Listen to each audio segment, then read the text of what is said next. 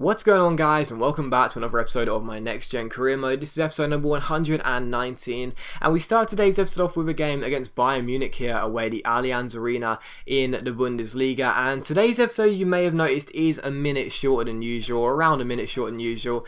I do apologise for that. Now, I know I'd like to make the videos around 10 minutes long, because that seems to be the best sort of time really for people. It's not too long, it's not too short, it seems like that's perfect length, 10 minutes.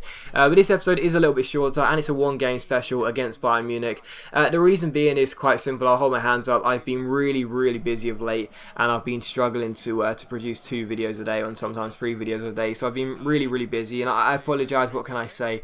But that's why today's episode is going to be just a one game. It's a big game, of course, against Bayern Munich, one of the big sides in the league, and doing very well this year. But regardless, it is 9 minutes, not 10 minutes like I like to do. So I apologise. But hopefully you guys can forgive me and understand. It's just because I've been really busy of late. But anyway, we do take on Bayern Munich for the first game, well, the only game today, so I should say. We take on Bayern Munich away at the Allianz Arena, and whenever I face Bayern Munich, it's a really easy affair because I don't know why exactly, but I find Bayern Munich really easy to play against. But it was the home side who had the first chance of the game here, the header which was well saved by the former Bayern Munich goalkeeper Manuel Neuer, and tipped away in the 21st minute. And from that we went on the break. Toni Kroos found Marco Reus down his left hand side. He fake shots around Rafinha. He keeps on going. He beats Dante as well with a step over. Gets inside and shoots. Courtois saves it, but Toni Kroos follows up with the goal to make it Bayern Munich 0, Hertha Berlin 1. So Kroos against his former club gets the goal. He puts it into the empty goal. But I have to say as well, like Courtois, really, I mean, I'm not going to blame him for that goal, and I won't blame him because I used to be a goalkeeper myself. It's a very difficult position to play. But really, I think a goalkeeper of Courtois' calibre should be dealing with that Marco Reus shot a lot better. It was the perfect height for him, and he pushed it straight to Toni Kroos' feet, and he had a simple finish. So Bayern Munich 0, Hertha Berlin 1. Toni Kroos against his former club with the goal. No celebration, of course, and it is 1-0. So really, you know, maybe point the fingers at Courtois there, but still, Kroos gets the goal and it's 1-0. And in the 29th minute, Bayern Munich get the ball away again. Goretzka holds off the challenge of Sigurdsson, shoots and scores. And just before the half-an-hour mark, the score will read Bayern Munich 0, Hertha Berlin 2. And Bayern Munich's defence was just all at sea in this game. They really were. They were just shocking.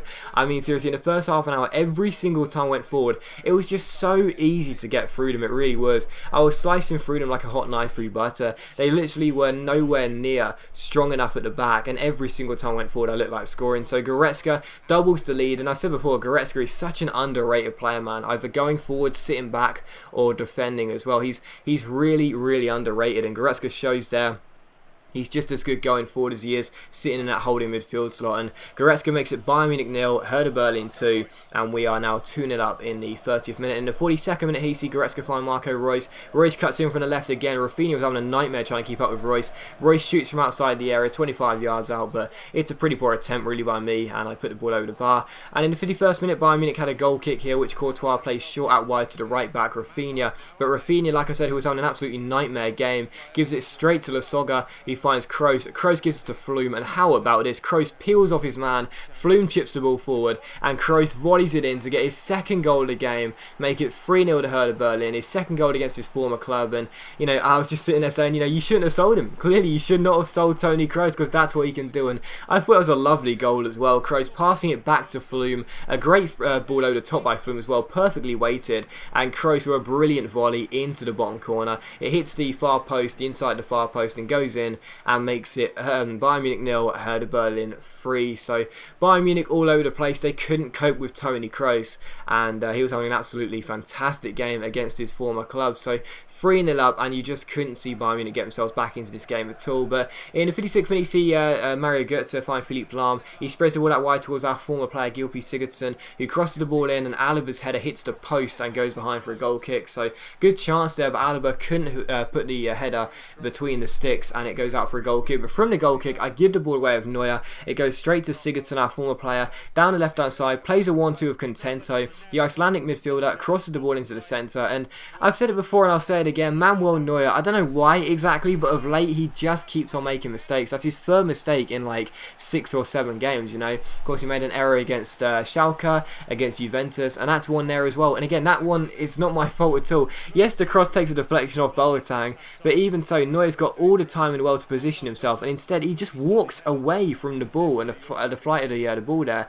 which goes straight to Higuain's head, who out jumps Ginter, our captain, and Neuer.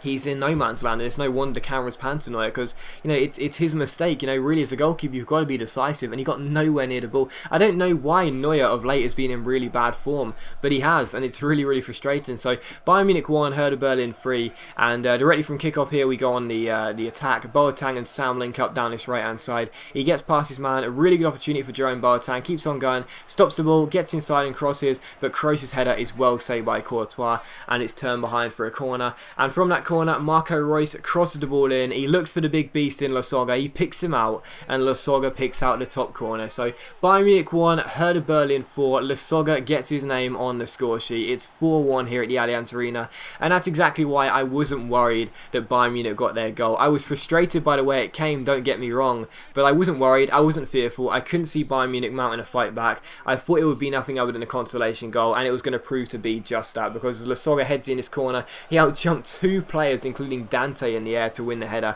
Just shows how good this guy is in the air. Makes it 4-1.